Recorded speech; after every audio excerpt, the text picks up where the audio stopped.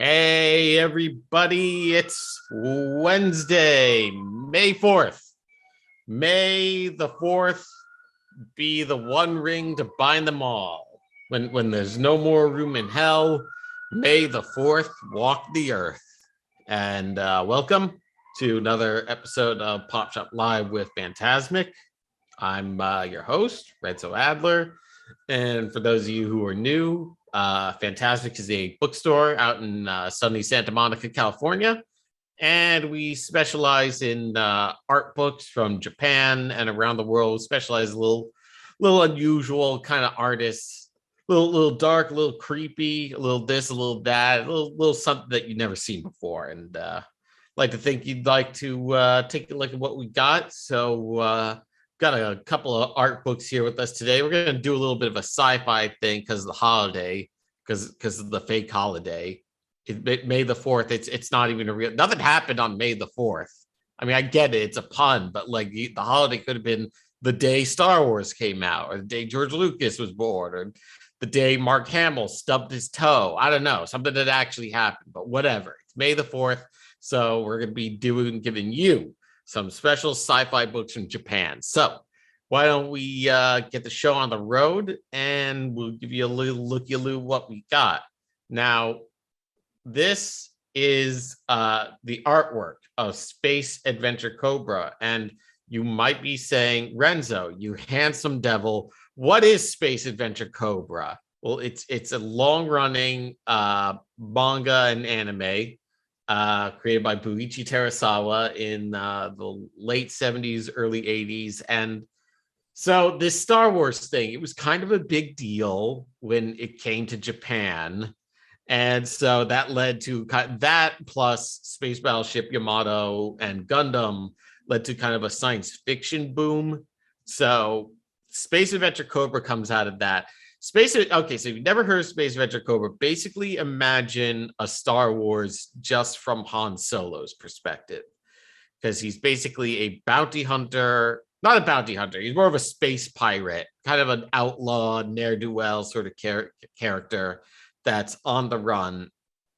And Cobra is like so amazing, so spectacular, so feared across the galaxy that in order to kind of lay low for a bit, he has had to wipe his own memory so that even he wouldn't know who he was.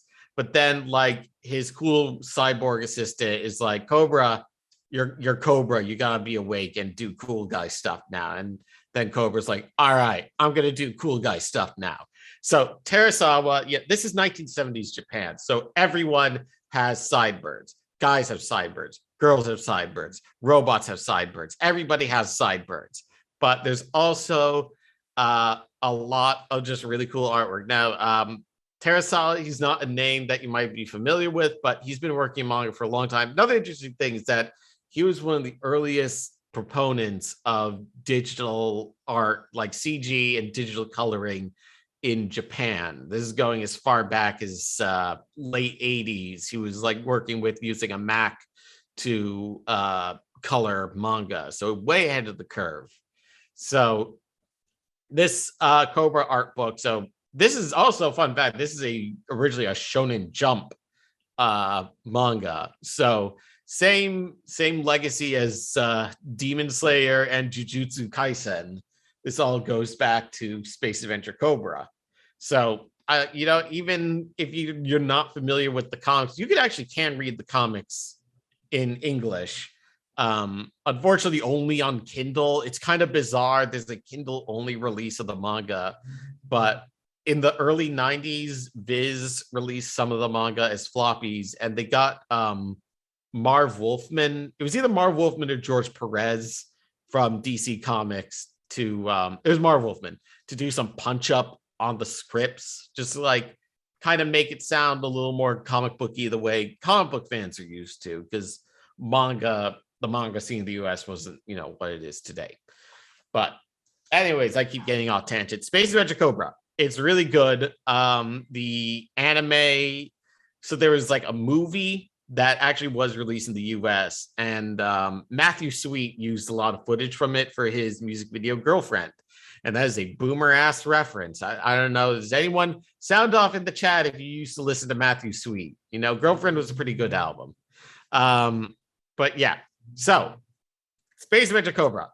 Basically, space adventurer guy gets into shenanigans. If you like Lupin the Third, it's basically like a sci-fi Lupin the Third. That's Lady Omeroid, and she's like robots, like she's Cobra's number 2, and basically like gets him out of any like jams that he gets into, and she's cool.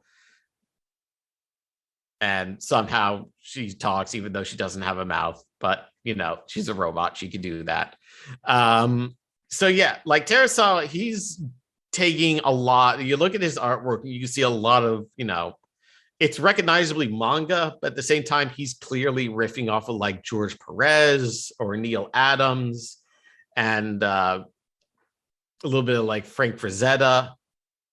So it's kind of like this blend of like 70s science fiction, manga art style, and definitely a lot of like Western influence as well, which I think is a lot of what makes his artwork really stand out.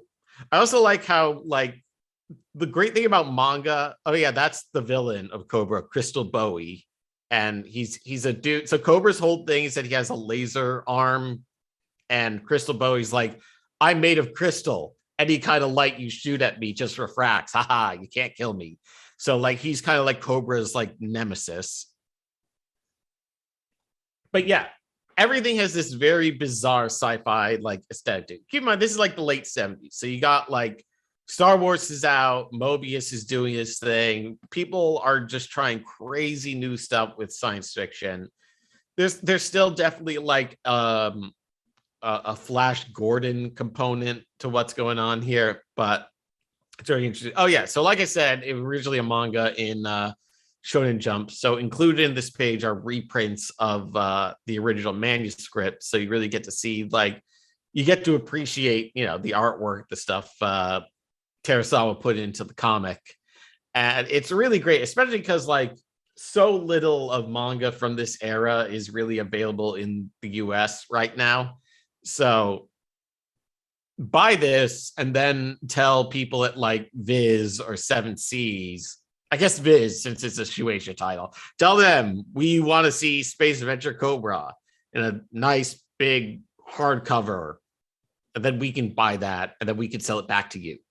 And so yeah, like I said, if you really want to see how the sausage is made with comics, this is some really great artwork.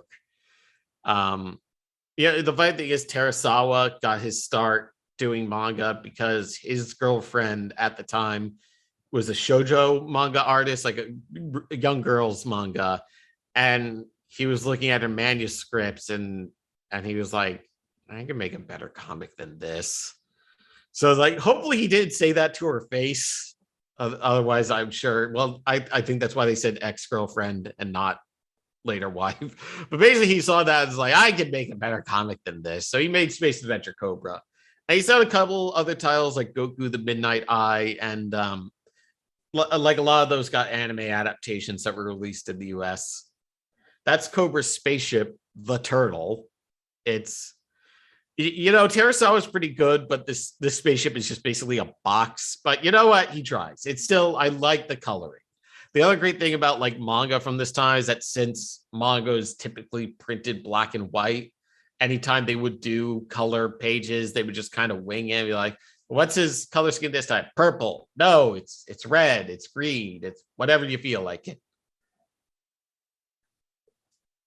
But yeah, this is absolutely a must-have if you're into like 70s science fiction art in general. And you know what? Maybe you're not familiar with Cobra, but consider this a very good opportunity to get to know him, and maybe you'd want to track down. So that's a kind of that's a Darth Vader-y looking guy on that previous page. I think, wait, one more page. Yeah, there's. Okay, look, Japanese manga artists at this time are pretty shameless. They're going to be like, look, all right, just Just give the guy a Darth Vader mask, whatever. The kids like it. The kids like the Darth Vader stuff. So let's just start. Like I said, they were digging Star Wars in Japan at the time. This isn't even the most shameless of it. But yeah. So like I said, if you want to see something that's like Star Wars, but definitely going in a direction that Disney won't be taking the franchise anytime soon, absolutely pick this up. So it's the artwork of Cobra by Buichi Terasawa. Check it out. This has the personal Renzo seal of approval, and you can take that all the way to the bank. You can tell them Renzo sent you, and they'll say who. So we're gonna keep the show on the road. And speaking of science fiction art, we're gonna take a look at this art book, which is a tribute to the artist Yasushi Nirasawa. This is HMS, and I'm trying to remember what the HMS stands for. I got Hidden Models and Sculptures, and this is like a side publication being put out by Hobby Japan. And this is paying tribute to Yasushi Nirasawa, who's this legendary sculptor, artist, model maker, comic artist in Japan. Sadly passed away in 2016. But this is an art book paying tribute to his creations, and also like a lot of his characters made by a lot of Nirasawa's characters that he created for his own stories, and these are sculptures of those characters made by some of the top talent working in Japan right now. So this is from Phantom Core, which was a comic that Nirasawa did, and this is kind of Nirasawa was definitely into American science fiction, so he's definitely going for a Darth Vader-y sort of feel with his characters. I mean, later in his life, Nirasawa worked on the Kamen Rider series, and he did work on Godzilla Final Wars. So he's known in sort of the world of science fiction films in Japan and around the world. So he's definitely, if you look at his work, it definitely riffs on American motifs and characters. So you can take a look at his stuff right here. And this one, so like I said, this is like Nirasawa had a lot of his own like comics. Phantom Core ran in Hobby Japan magazine and side publications like Hobby Japan EX. And basically, it's just his way of like riffing on like adventure comics. It's a little bit superheroes. It's a little bit Hellraiser. It's a little like Conan the Barbarian-ish. So it's just basically him just throwing whatever shit at the wall and seeing what sticks. And let's take a look at the next page. Let's take a little more inside this book. So definitely, this is where getting like you're a fan of. I would say you're a fan of Tokusatsu. If you're a fan of Kamen Rider, I think you would get a lot out of this book. But yeah, Nirasawa's even done some work for video games. If you ever played Soul Calibur. So yeah, like I like this Bar Cyclops. This is like a model based on one of his illustrations, and it's very much, you can tell like Nirasawa is like thinking about the cantina in Star Wars. It's just, keep in mind it seems like kind of quaint now, but you look at that cantina scene in Star Wars, and a lot of people are like, oh my god, what is this strange place? So you can tell with this, Nirasawa is like definitely touching on that a little bit, because that was a very influential kind of scene, even if it was just like a bar in Tunisia with a couple of guys in werewolf masks.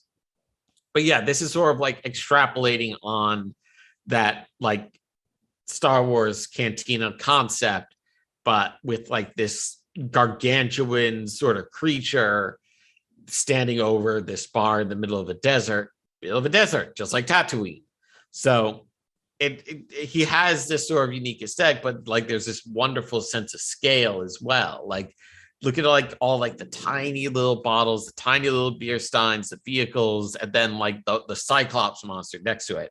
And it's great because it's not even like an ordinary sort of Cyclops. Like Nirasawa like he had this very Nirasawa was very multidisciplinary because he was a sculptor, but also an illustrator and comic artist. So he really got involved in the artistic process.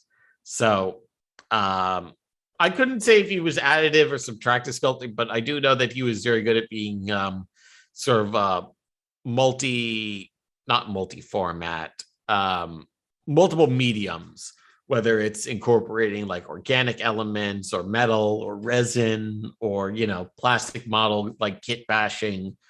And this definitely feels very kit bashed. Like you could tell, like kit bashing, for those of you who don't know, is a process when you take bits and pieces from one model kit and sort of like glue them onto another model kit or just some random crap you have laying around and you make something new. I mean, that's how like a lot of like things in Star Wars and Star Trek got made. It's like the spaceship needs jet thrusters. What do we have around that we could use? Like I got these highlighters, and if we spray paint these highlighters gray and glue a couple of greeblies on them, it looks like jet thrusters. Like, all right, put that on there. So that's kit bashing. That's definitely a big part of what Nirasawa does, but also like you can tell he's an artist that has the fundamentals of like anatomy and sculpture down because like nothing about this feels slapdash. He was a legend in his field like for a reason. He really had a reputation,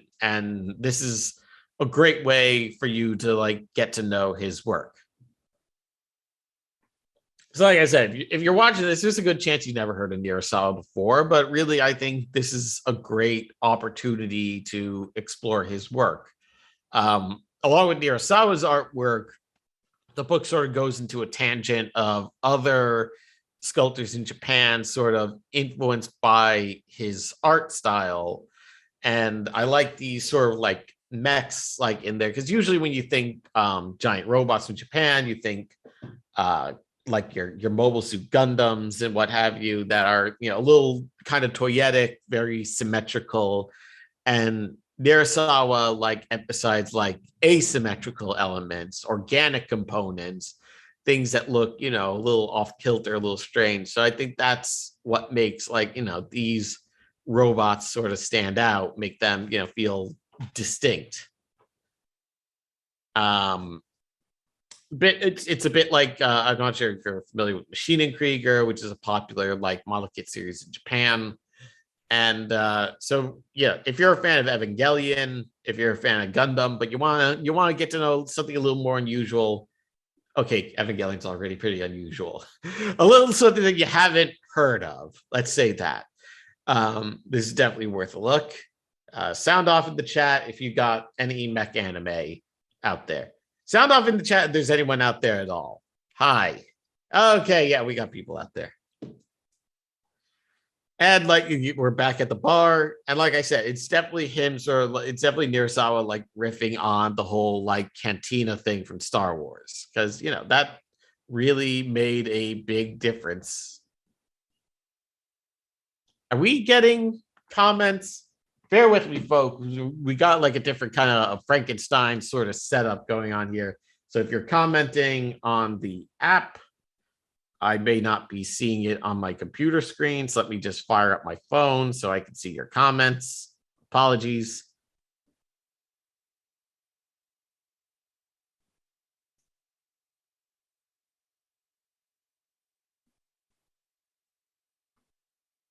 Are we still running?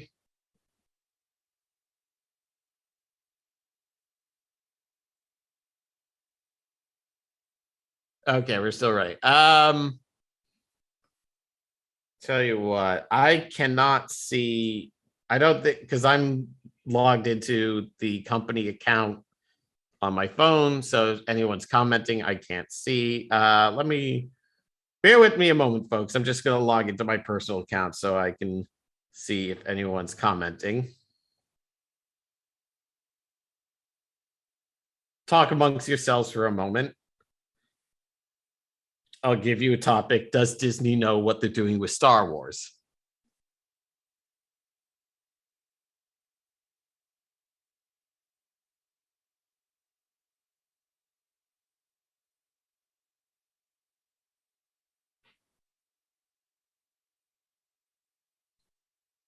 Okay, just bear with me. And okay, hello everyone in the, oh wow, we got a good amount of people up in the chat. Hello everyone. Nice to see you. So yes, now I can see your chat. So let's resume. Nice to see you, everyone. So yeah, where was I? Cantina Bar. Gotta love it. Fantastic. Look at that guy. Some kind of seahorse thing. I don't know. Oh, this isn't a bar. It's like an apothecary or a pharmacist.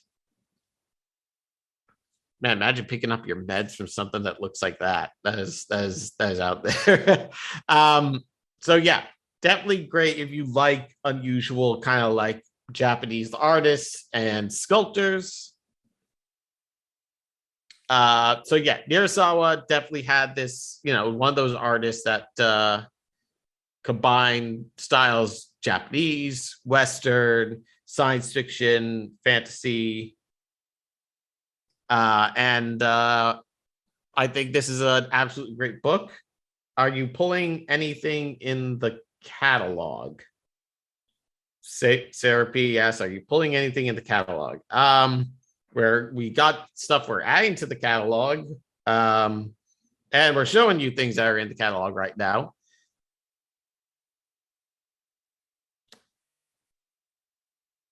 Oh, there we go. Okay, there we go. Now you can, if you want to buy this art book, here it is. It's fantastic. It's Phantasmic, and it can be yours for $45 American. Along with, and all right, so let's move on over to the next artist. So something a little different, a little more unusual, maybe not quite as science fiction-y as what we were showing earlier, but we'd like to mix it up here. We'd like to keep you on your toes. And this is Suihiro Maruo. And let's say you're familiar with Junji Ito and, maybe some artists like that. You want something that goes a little harder. I think Suihiro Maruo is definitely worth taking a look at. This is Maruograph Volume 3. So this is the latest in the series of art books showcasing Suihiro Maruo's work. And you might be wondering, well, who is Suihiro Maruo? He is, hang on a second. I think, there it is. Okay, yeah, we got it in the book, we got it in the app. So anyways, Suihiro Maruo, he's a Japanese illustrator, comic author, and he's working in Japan since the mid-'80s. He's been doing comics. And he's known for this sort of dark, erotic, grotesque sort of style.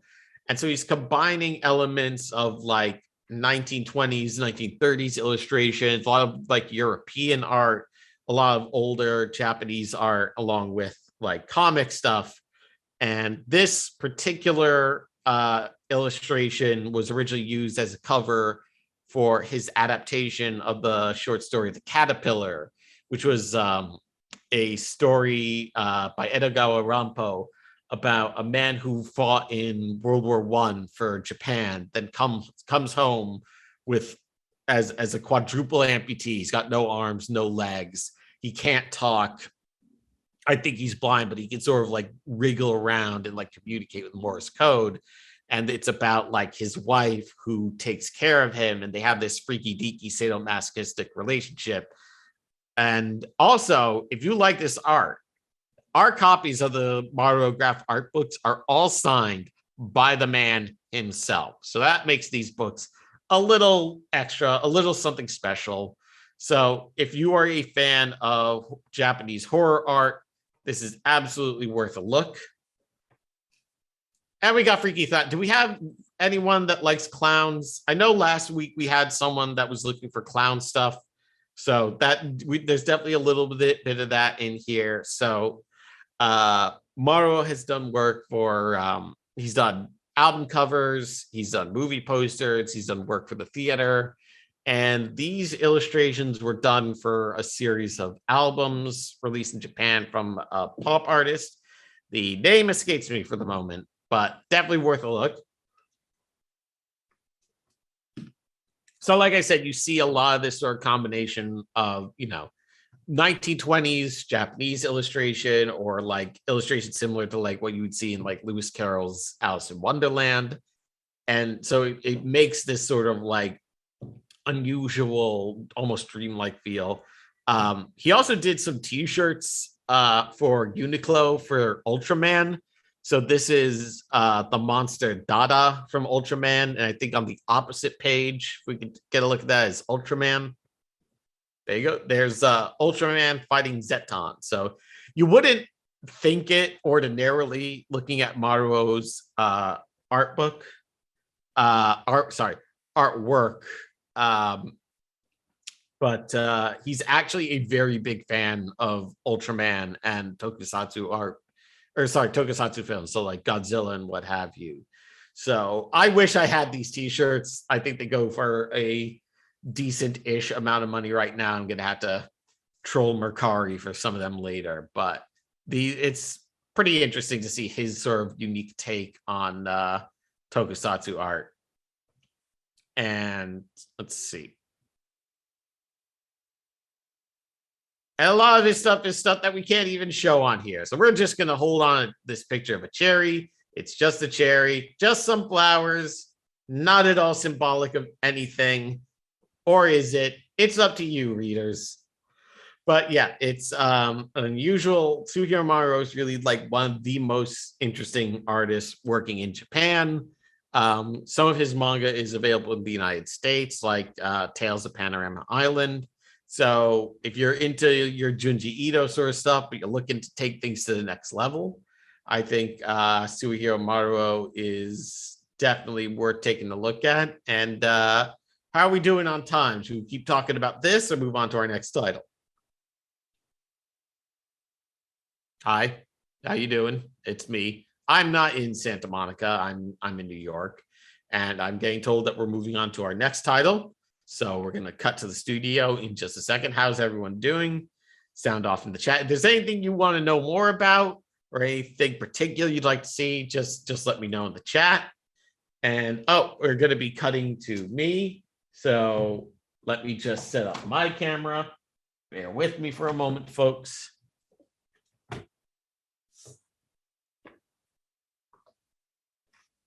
There, now we're switched to the B cam. So, like I said, there's a lot of interesting art coming from Japan right now. And if you're interested in stuff more to do with figures and sculptings, then you should check out Sculptors magazine, which is an ongoing publication in Japan. It's a quarterly magazine about 3D sculptors and artists working in Japan, either traditional, any Kiju, or is that how you spelled that? Tell you what, Sarah, what sort of stuff are you interested in? You mean like kaiju art, like giant monsters?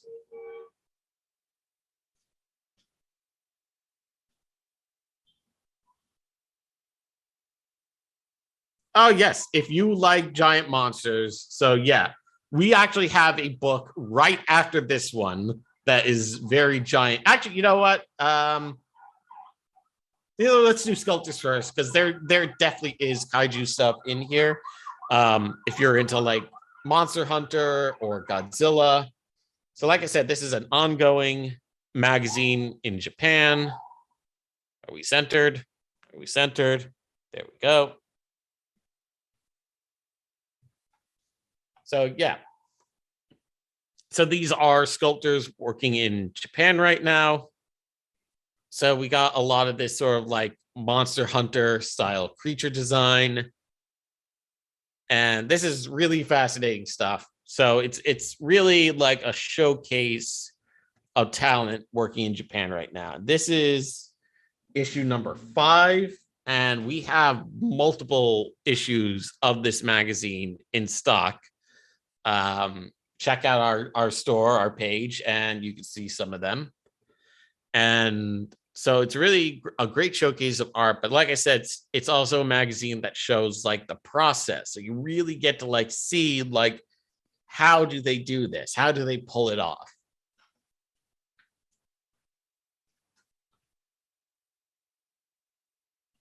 There we go.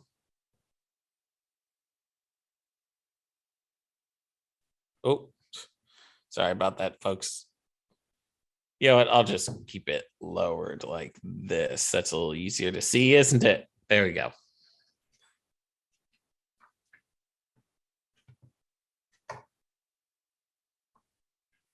So let's see.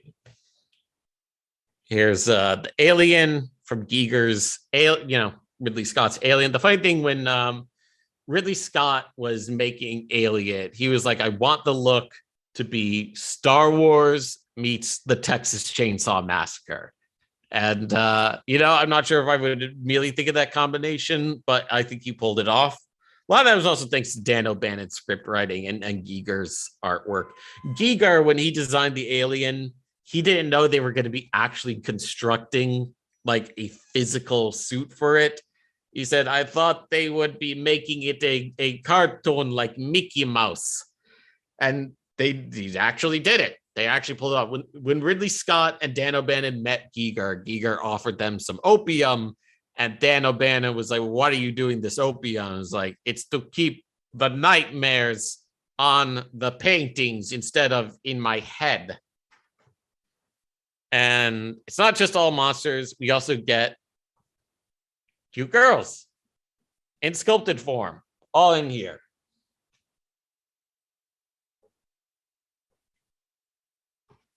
So yeah, this is some interesting, like almost like Dark Souls influence sort of art. And some friendly space lizards. This is kind of Star Wars-y, right? I like to say so. I'm a wellspring of history, Wilson. Anything else you'd like to know about?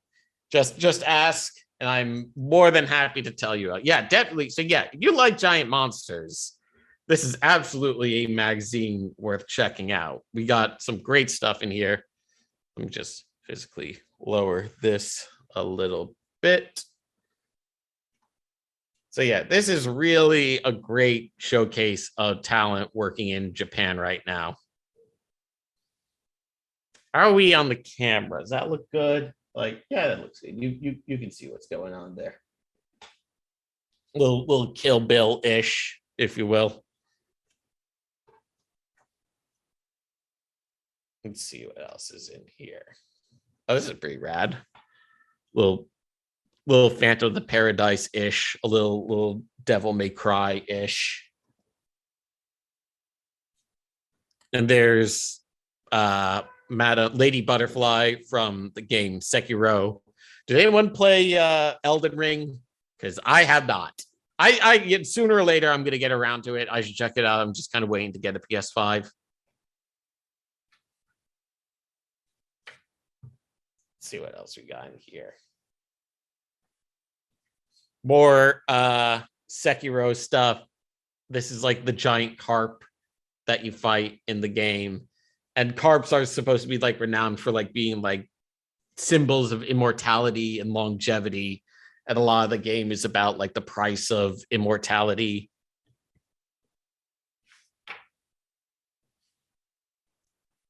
There's Duke Fleed from Grendizer. And for those of you who don't know, Grendizer was one of the super robots created by Go Nagai, kind of like Mazinger Z and Great Mazinger.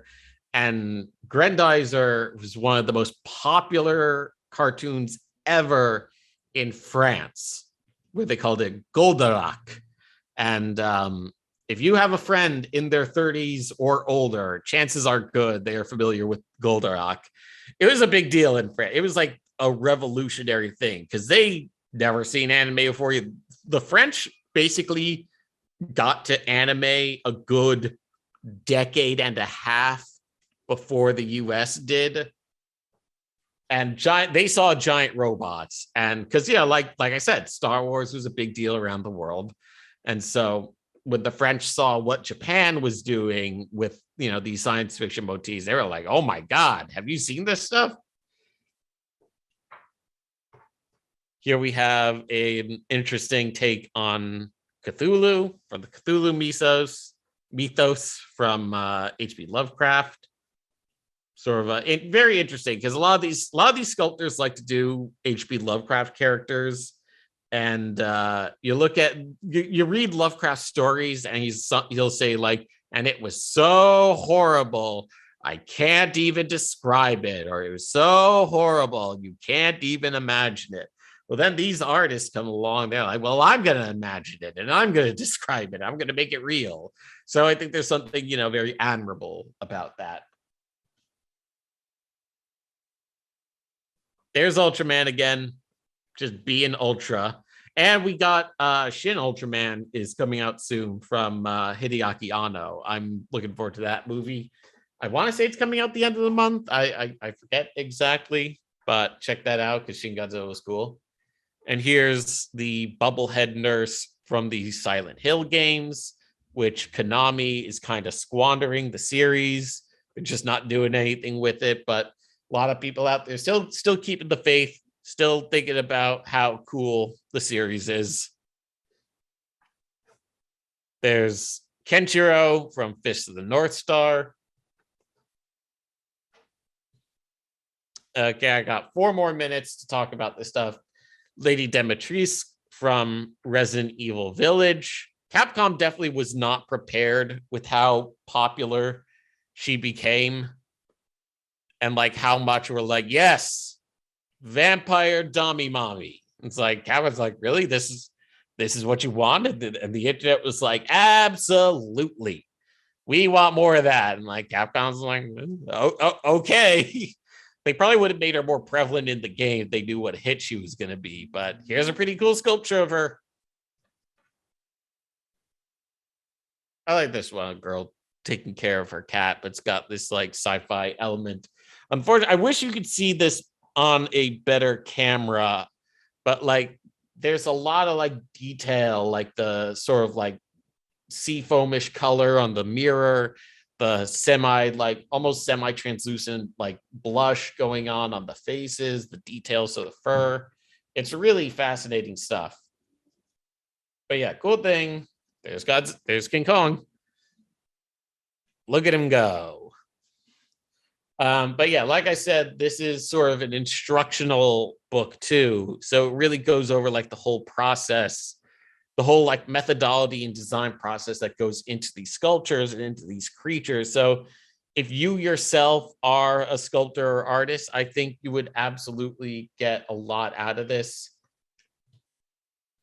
Like it goes into like the process of illustration. A lot of people working in ZBrush, a lot of people working in Blender. Like, how do things start as a computer render? And then how do they end up as like a physical sculpture? That's really a fascinating process. Like how are these things made? And you can learn all about that if you buy Sculptors issue number 5 from us. And we also got several previous issues. I think they're up to issue number 6 in Japan.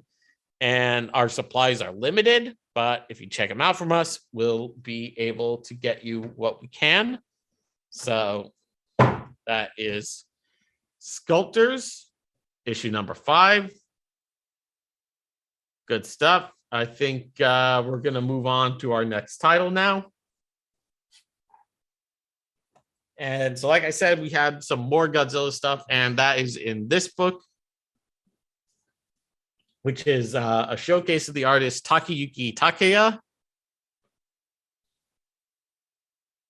Oh, we have it back. We're cutting back to the studio. Okay, I got my own copy too. But yes, let's let the studio handle it. So let's just switch camps. So anyways, Takayuki Takeya, who is he? He's a sculptor, artist, similar to Nirasawa. They were kind of contemporaries to each other, except Takeya is still alive, who's been working in Japanese illustration and sculpture for many years now. And he did some extensive work on the movie Shin Godzilla. And a lot of that is shown right here in this art book. This cover is sort of the climax of the film, spoiler alert. But a lot of the look of Shin Godzilla was made by Takayuki Takeya, who's really an extremely talented artist. And you can tell, like, he really knew how to make Shin Godzilla look distinct. And he has this sort of approach to, like, make him look like molten rock that had like hardened with like the red shining through, kind of like lava, but at the same time make it feel like very like organic, like there's a fleshiness to him that really makes it very interesting. And a lot of that is because Takeya himself grew up in Hokkaido, the northernmost tip of Japan. And over there's a lot of fishermen, there's a lot of hunters. So for all of his life, Takeya was surrounded by animals. And because of that, he brings that through in his artwork. Like you look at this sculpture from the cover, this is like creatures coming out of Godzilla's tail. A lot of this is done with actual bones. Like really, that's what makes it feel like truly organic, because it is organic. It's actual like bones, resin and other materials as well. But that's what gives it sort of veracity, really makes it stand out. And it's pretty gnarly stuff. And they only show this for a fairly brief period in the film, but it really stands out at you. But great thing, if you're a fan of Shin Godzilla, this also includes like a lot of his concept art, like showing like, all right, how's Godzilla move in this? How does he look? Where are we gonna put everything? Like you really get to see his whole process, like right here on the page. And so Takeya was brought onto this project because he worked on a short film with Hideaki Anno and Shinji Higuchi called The Giant God Warrior Appears in Japan. That was sound off in the chat if you're a fan of Ghibli, if you like Studio Ghibli and Nausicaa, The Valley of the Wind. There you go. We got some of those little lightning bolts going. So yeah, Nausicaa, you might remember in Nausicaa, The Valley of the Wind, there's a god warrior, this giant monster that's awakened in the film. This creature was from a short film that was made that was meant to be sort of a prequel to Nausicaa, where this creature appears in what is modern day Tokyo and destroys everything.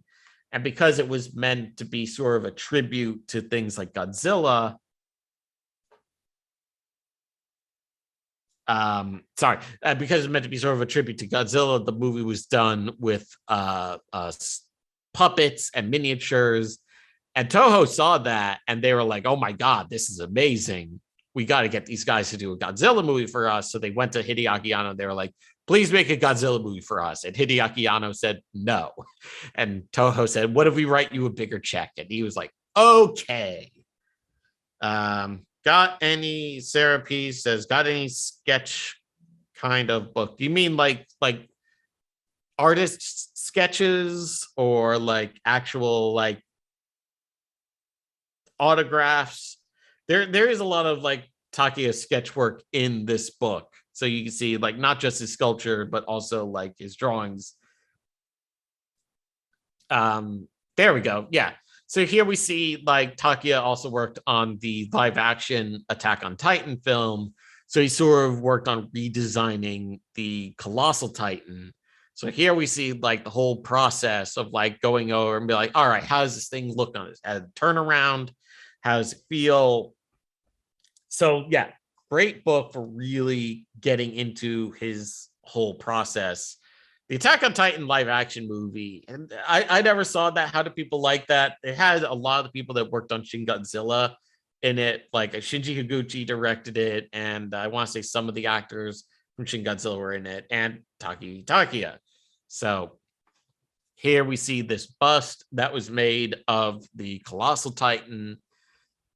And you see this sort of very, like, you know, very sinewy, very, very muscly, but with like these outlandish sort of proportions. It's fascinating. This is one of my favorite art books. So like this is, if you are a kaiju fan, I would definitely say this is a must-have. And you look at the faces on it, you can see like Takeya gives it like detail that's not even there in like the anime or the manga. And a lot of that is sort of influenced by classical Japanese sculpture from ancient Japan called the Jomon period. And here's more work. Takeya also did a series of sculptures based on scenes from Nausicaa, the Valley of the Wind. So this is, Takeya doing things in his own style, but based on Hayao Miyazaki's artwork. So it's fascinating to see like the level of details. It's almost like it's like a plant, it's like a shrimp, it's like a bug. And it's kind of gross and cool all at the same time. And we got 5 more minutes to talk about this art book. But yeah, if you are a fan of Ghibli, you have to be a fan of Godzilla. If you're a fan of Ghibli, there's something for you in this art book. And that is just gives me the heebie-jeebies looking at it, but in a good way. And but yeah, this is from the Poison Forest in Nausicaa, the Valley of the Wind. And once again, here's him sculpting the Omu, which is kind of a giant bug, but also sculpting some of the creatures of the Poison Forest. Like he even recreates like the kind of like mold that you would see on these creatures. Like Takeya really is considered like one of, if not the best sculptor working in Japan for like creature stuff. And this book is just a really great look as art. So is anyone in the chat a creative type? Anyone an artist or a sculptor? If you are, I think you would definitely get something out of this. It's definite food for thought. And even if you yourself are not an artist, I think it's absolutely fascinating stuff to look at. Here we see him like, even like Takeya when he does robots, it has like a different sort of feel to it. Like here, things look much more sort of organic, even though it's a machine. This is from a series of stories that Takeya did called The Hunter's Angle. And it's sort of like a combination of fantasy and Afrofuturism and tribal artwork.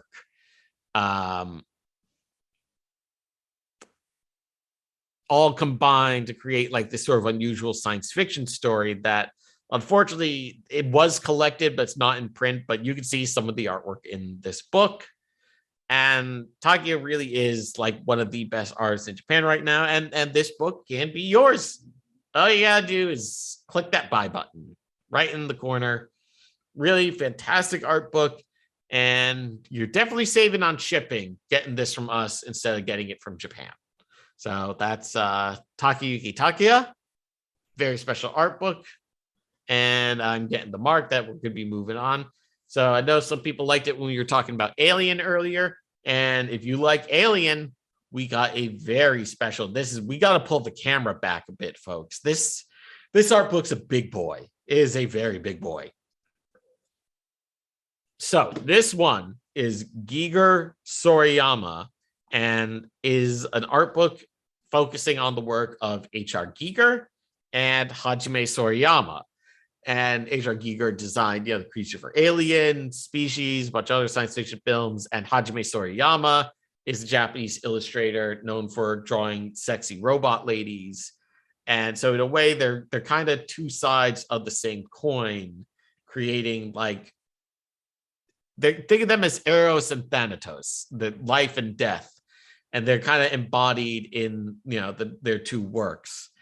And this art book was from a special exhibition that was done in Japan, showcasing both of their artwork. And in addition to that, this book is also, and every copy of this book that we have, and only that we have, is signed by Hajime Sorayama. And it comes with a sticker. It comes with 2 stickers. But let's see if we can find the page with the signature on it. It's somewhere at the start. There it is. There's Hajime Sorayama's Herbie Hancock. That's his signature. So this is a very special book. Unfortunately, we do not have a necromancer in our employ, so we cannot get you H.R. Giger's signature, but it has Hajime Sorayama's signature. So here we see, there's a sculpture of that Giger did for Alien 3. That was sort of his redesign of the alien, and which unfortunately they only like used a little bit of it for Alien 3, but like he really wanted like from the ground up to redesign the alien. So he emphasized like the tail, is like more deadly now. He got rid of the tubes on the back, so it's a little more streamlined. He gave it panther-like claws, and it's kind of hard to make it out in this picture, but it has like lips like a woman, like a human lips, rather than like constantly baring its teeth, because he wanted to have that sort of like transition between like sexy and deadly. There was actually recently a gallery show of Giger's artwork in New York, so I was able to look at this sculpture up close, and it is spectacular. And you know what? Hajime Sorayama, he's over here saying, hey, what if a T-Rex was a robot and had laser beam eyes? And you know what? Hajime Sorayama dared to dream. And this is, and also, did I mention this book is bilingual, English and Japanese, and it features interviews and writings on Sorayama and Giger. So it's a great chance to learn about their artwork. If you don't have any Giger or Sorayama art books, this is especially great because it's kills two birds with one stone. But yeah, Sorayama did a lot of work for Japanese electronics company, designed the Aibo for Sony. Sound off in the chat if you remember the Aibo. It's a robot dog made by Sony, and it was a big deal. But let's take a look at some other pages in this book, even though I know that we got to make sure we meet guidelines. And who had that issue of Heavy Metal? Sound off on the chat if you had that issue of Heavy Metal. Yeah, that Hajime Sorayama was doing a lot of work in magazines in Japan and the US during the 1980s. So a lot of that was him. You know, like I said, Star Wars was a big deal. It caused a massive science fiction boom. But you also have like that feeds into what's going on in France with like Metal Hurlant, and people just taking like some of those concepts and they're horny and weird and extrapolating on them. And then you have people like Giger who come out of like a combination of weird counterculture psychedelic stuff, but also classical art training to create these truly unusual creatures that are organic as well as mechanical. So this is a really fantastic art. This is probably one of the best in print art books of Giger and Sorayama's artwork right now. And it really does exemplify how they are sort of, you know, two sides of the same coin. They both bring something to the table that is a little different, a little unusual, but familiar. It's science fiction, but taken in extreme directions. They're not playing it safe here, even though they're very meticulous artists, but they're willing to get a little strange. And that's what makes them, you know, really interesting. Your Disneys aren't going to get this strange. You're not going to see anything like this on Disney Plus. And that's what makes Giger stand out. They could buy, Disney could buy the rights to Alien all they want, but they will never like truly embody that kind of style. And how are we doing on time? We got a couple of more minutes, so let's take a look at a few more pages in this book. Oh yeah, that was the poster to Tobe Hooper's Future Kill. A lot of the same people that were in Texas Chainsaw Massacre worked on that movie. Really cool poster. Doesn't look quite that cool in the final film, but it's an interesting little science fiction film. You might get a kick out of it. But I remember this box art like staring at me from the science fiction section of the Blockbuster, like that I went to as a kid for years and years and years. I never got around to renting it. I probably should. I'm sure I can find it somewhere. Hello, Sarai H. Nice of you to join us. And see, anyone in the chat, sound off in the chat if you got a favorite science fiction film. And, you know, actually let us know what science fiction films you like, because we just might have something evocative of them for you. We specialize mostly in Japanese art, but we got stuff from all over the world as well. So yeah, like I said, this was done as part of a special gallery show in Japan, and that celebrated both of the artists, because really, like, age-wise, the two, I think Giger is a little older than Sorayama, but they both came to prominence roughly during the same time, the late 70s, early 80s. This is a piece of artwork Giger did for Dune, when Dune was originally going to be directed by Alejandro Jodorowsky, and Giger was charged with designing the Harkonnen planet, Gidi Prime. And his version of Dune was a lot more strange, a lot scarier. But this is also our most popular book. This is one of our top sellers. So it's going fast, folks. And when it's gone, it's gone. So definitely check this out if you want to take a look at this, if you're a fan of these artists. Like I said, even if we do get this book back in stock, we can't guarantee it's going to be autographed.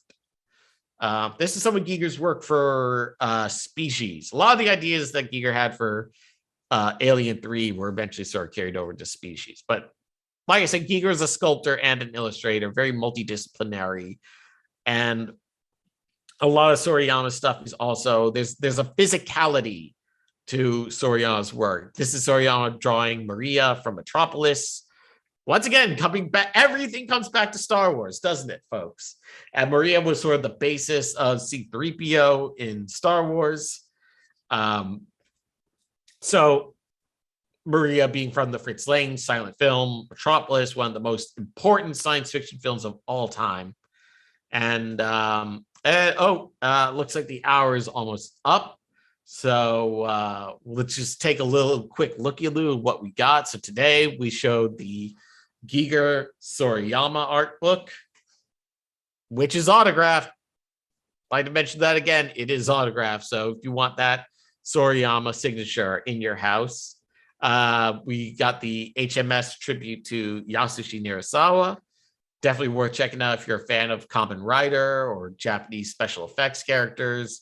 Very, very extreme, very cool. We also showed Suihiro Maruo. Definitely worth checking out if you like gothic or kind of Lolita-ish art, or, you know, erotic, grotesque, and horror art. And if you want to check out some more, and we also showed Takayuki Takeya, and we showed Sculptors issue number 5. And if you like these art books and you like to see more art books with them, we're going to be back next week. Different time, different date. We're going to be on Thursday, May 12th, and we're going to be doing it at 12 Pacific, 3 Eastern. So keep an eye on Pop Shop. We're going to be showing you everything there. We'll have an ad running on there so you can check it out. But thank you very much for joining us today. And let us know in the chat, are you only out for an hour? Today, we are only for an hour. Next week, we're going to run for a little bit longer. But, you know, we like to just get a little taste of what we got. We can't lay everything on the table. We got to keep some surprises in store for you. So definitely check us out next week. In the meantime, you can see what we got here in the store. And once again, we are Phantasmic. We're a bookstore in Santa Monica, California. Not a physical one, mind you. But if you email us, we could always set up an appointment. But we specialize in art books from Japan. A little dark, a little strange, a little something for everyone. Get your strange on with Phantasmic. Thank you for watching. We'll see you next time. Bye.